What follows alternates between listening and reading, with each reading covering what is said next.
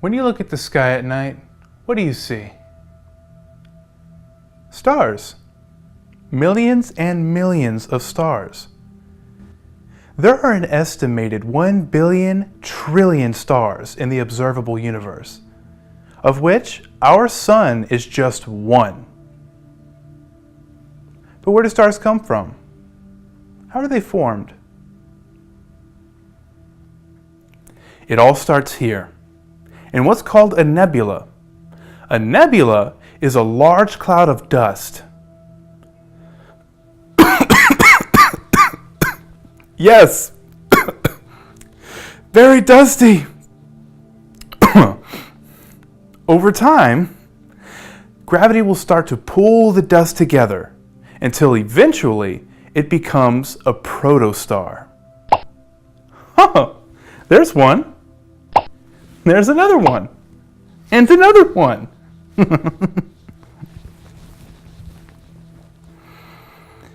After this, there are two main paths a star can take.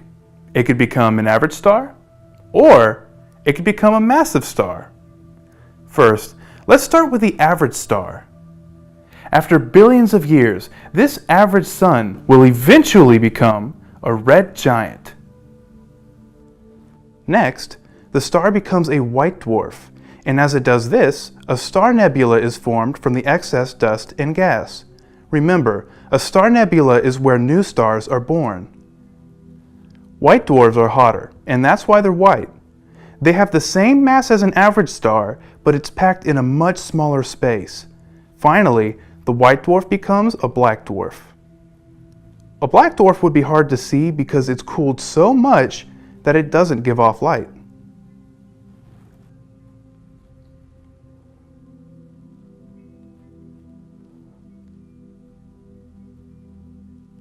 What about the other path a star can take?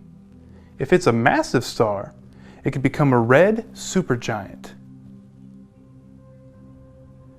A red supergiant is much larger than a regular red giant, with a diameter that is often 1,000 times greater.